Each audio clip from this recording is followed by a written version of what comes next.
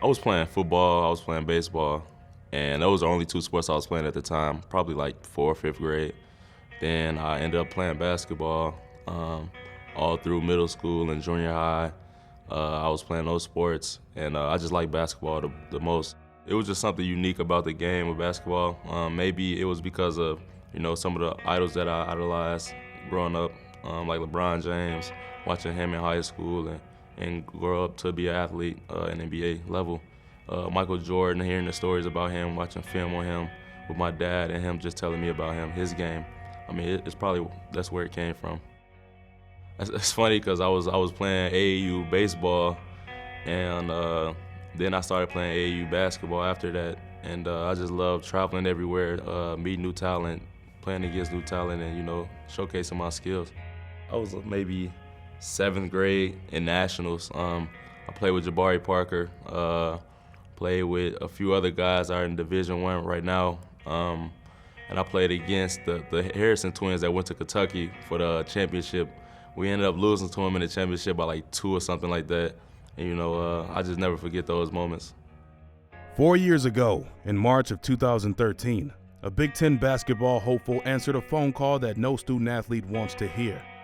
A coach he'd made a commitment to had left the university he planned to attend, the same place he planned on spending his next 4 years while playing the sport he loved, the same place he envisioned his family traveling to see him play. Alvin Ellis III, a 6'4" guard from Madison, Illinois, was faced with a tough decision. He could either follow Coach Tubby Smith to Texas Tech or choose the different and uncertain path behind door number 2. And with his high school graduation fast approaching, Alvin had to make a decision. And for Alvin, that decision was based on one word: family. I'm the oldest of 4. My brother's the youngest, and I got 2 middle sisters. My family's great. They're my number one supporting system. They're always there for me. Always tell me what's right from wrong. They never tell me do anything wrong. I mean, everybody's different, and my family is like kind of a jokester family. We always playing jokes on each other, just, talking about each other, but not in a negative way, but just like in a funny kind of way.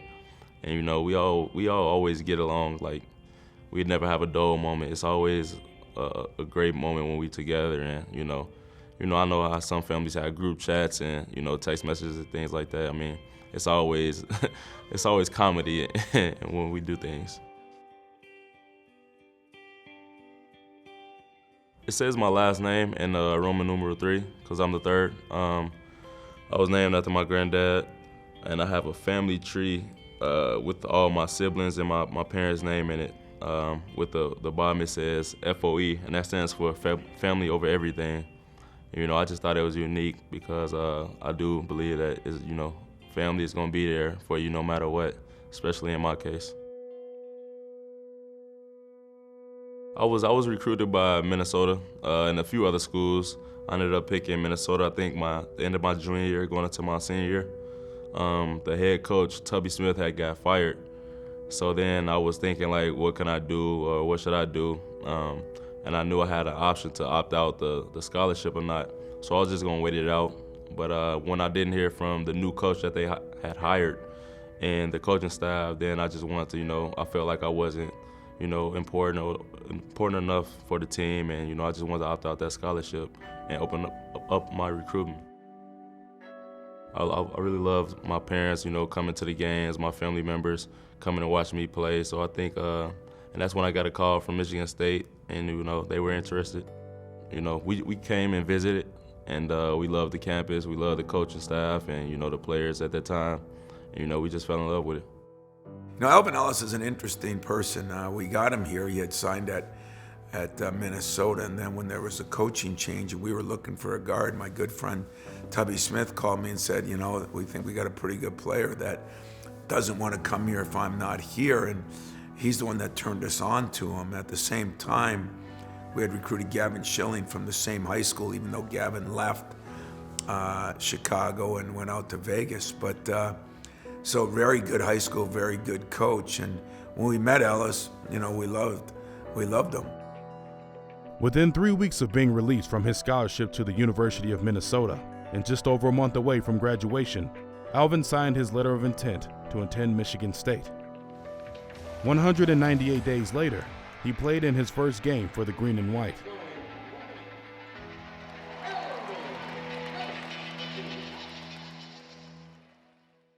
And now a little up and down. Here comes the Spartans. Tum-Tum. Oh, missed it. Ellis with a foul.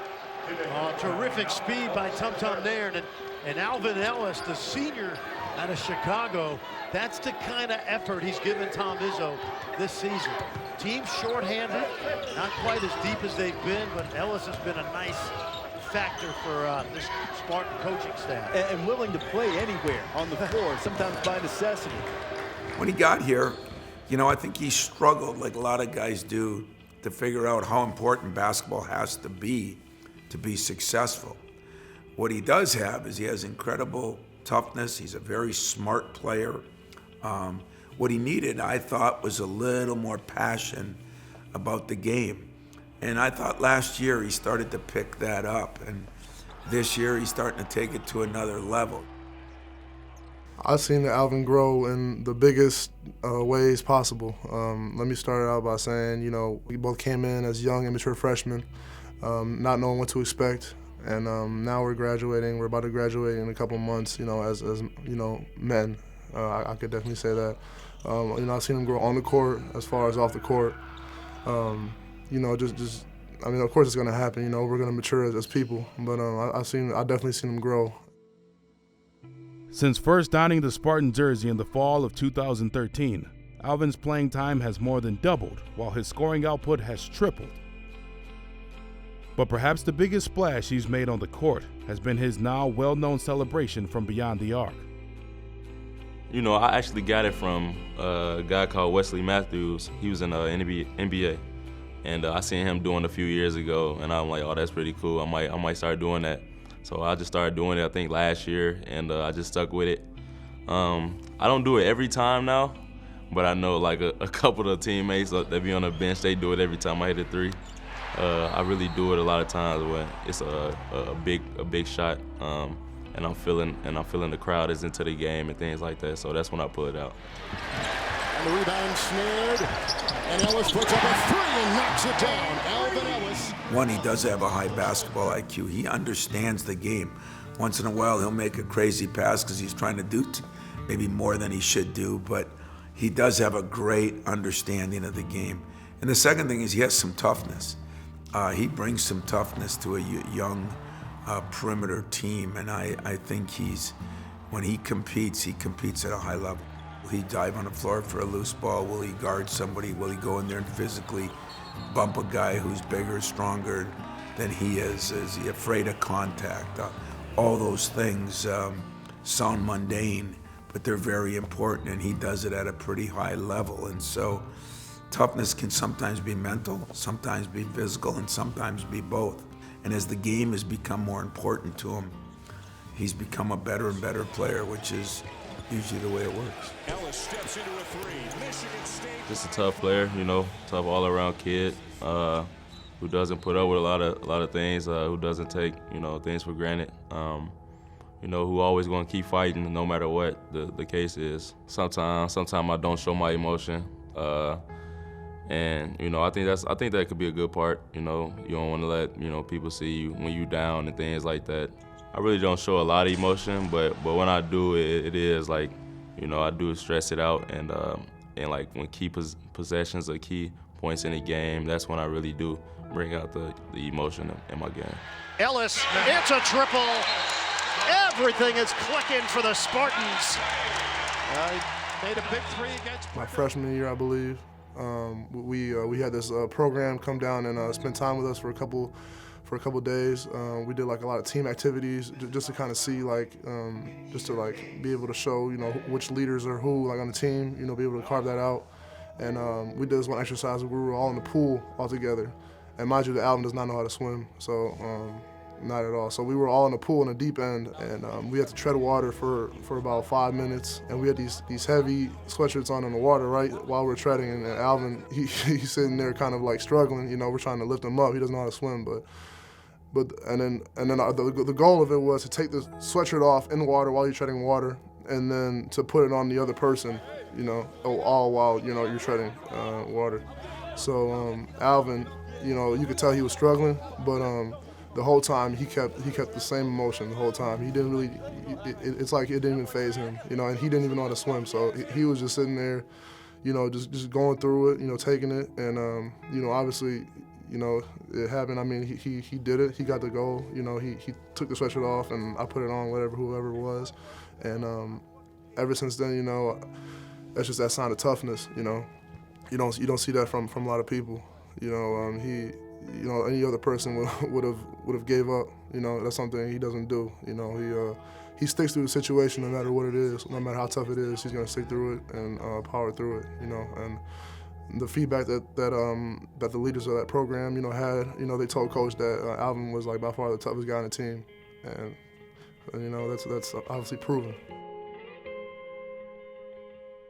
This second semester came, and I was thinking like, wow, I have like 4 months till I graduate, 4 months until the season is over. I gotta end it out on a bang. So I mean, it's just crazy to think that my college experience is almost over. Talking in the guys' ears, saying that we really need this win. I know what it's like to, you know, go to the tournament and things like that. Some of these guys never been there. I know what we gonna need to do to get in the tournament, to get to the Big Ten tournament, and things like that to win that. So I mean, played these teams a lot of times, and you know, I'm just trying to stress that out to the younger guys. This year, he's starting to take it to another level. You know, one of those guys that if you would have redshirted him, maybe he would have grown faster. And but it is what it is. Right now, he's playing his best basketball since he's been at Michigan State. That's a plus for him, but a big plus for us.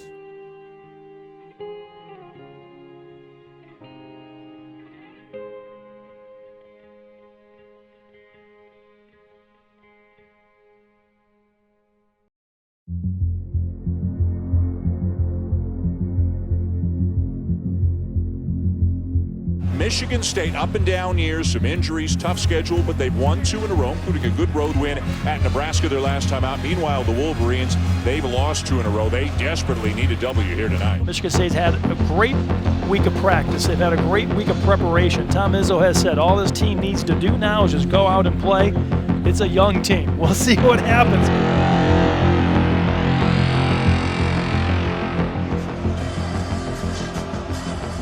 Come the Wolverines, off to a great start tonight. Bridges is off to the races. Here comes Miles Bridges down for the slam. That was interesting. Wagner in a whole lot of traffic and in a whole lot of trouble as he turns it over. And Ward will beat the defense down the court. Well, 2 live ball turnovers, 2 dunks at the other end. Rebound Ward. So here comes Michigan State. 1 long ball. We're tied up. 15:24 to go, and Ward goes all the way down by himself, puts it up, and it's in. The big guy just created his own fast break.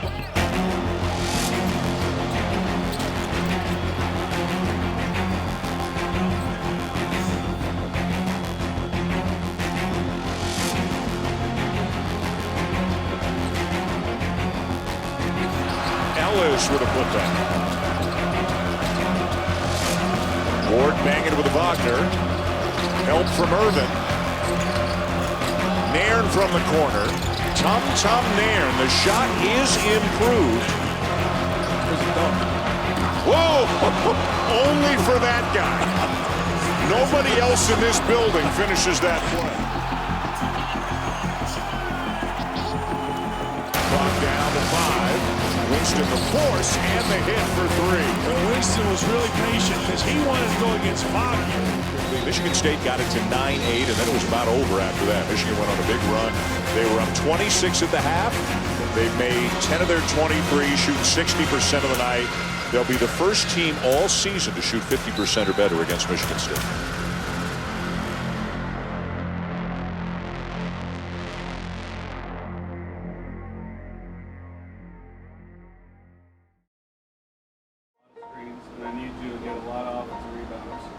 The big thing about Bear is he'll literally wait for like whoever's guarding. Right after game ends, you know, we're right after we're trying to pick up who we're being for the next scout, and we're picking up. We know the plays by the next day of the next team, so you know it's challenging. It takes a lot of effort, you know, a lot film. We'll be in the film room the night of a game, watching on the next team. So it's challenging, but it's worth it. Next one, fist curl runner pin. All right, so this one, I love going through the scout team stuff because it gives me extra preparation for the games. It allows me to call out plays during the game when I'm on the bench for others, help others. So, I mean, being able to go through, it's an extra hour a day, but it's so worth it to me. Getting extra reps up, getting extra shots up. It's fun to, act out the players and, just, work hard as you can. Because that's what they really want us to do, is just work our hardest so we can simulate the best to the best of our abilities. We have to be a new guy each and every game, so you need to know what way they're going, what way they drive, if they shoot, if they take it to the rack. So it's challenging. This was my first day on scout, and I just noticed kind of what Kyle and Connor and MVD, what they just do on the daily basis. They got to look at what these guys do and figure out their tactics and what their strengths and weaknesses are, and they got to bring that to the court to help the defense. And it can be tough at times because when you're right-handed and you're being a left-handed guy, you got to be able to use your left hand. So there were a lot of things that I didn't know about, and I was figuring out about scout team. Yeah, it's fun though. It's competitive. It gets competitive out there, and we go in each and every day wanting to score on them and wanting to beat them. I mean, we're still trying to go our hardest. We're still trying to, feel good by scoring. So I feel like that's what's going to make each of us better. Well, Kyle's playing a lot better, and it's really helped him out. And I think it's going to help me out too. I got the guys in the scout. They're helping me out too. They're even giving me confidence. They're telling me to take shots, and they're screening for me. And that's nice to have. I want to become that next guy that plays. It's not just going to happen. I know I need to work hard and bring it each day in practice, and that's what I'm trying to do. It's just something that I love doing. I love being on scout team and just helping this team any way I can.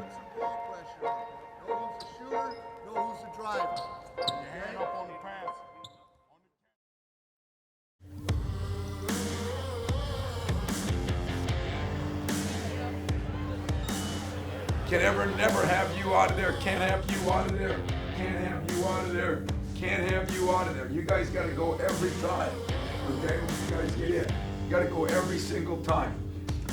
Be unbelievable, relentless, and passionate. Play at a different level, guys. You guys got to start learning how to play at a different level. We got to raise it up a notch or two. Let's go raise it up.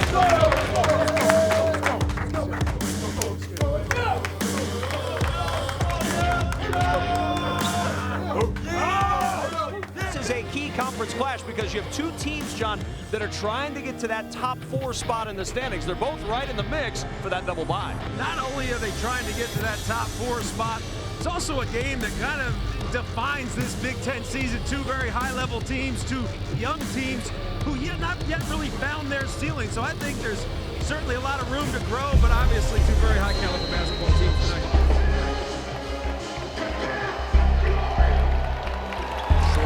Jumper with Nairn grabbing the rebound. Now pushing Nairn, the lob. Oh my!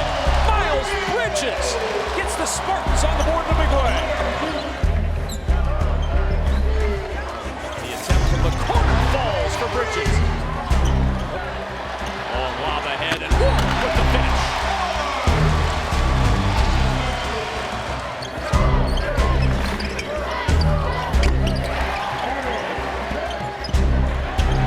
Open again. This time he hits.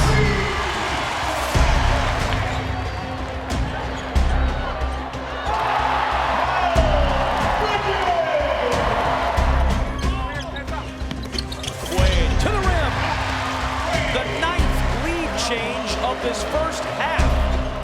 Iowa's 11-1 this year with leading at the half. Michigan State missed 5 of their last 6 field goals to end that half as they go to work with Aaron Harris for 3. The tip up by Cook, and then the finish. Oh, Miles Bridges. Welcome to the second half. Nairn with 4 to shoot. Against Jock, and Tum Nairn got it to fall. I have no idea how that shot.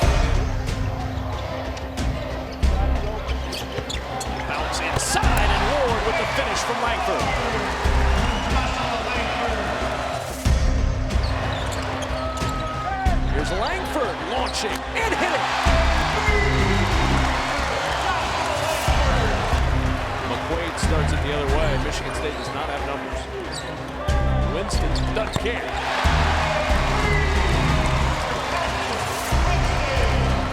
Ellis drains it from three.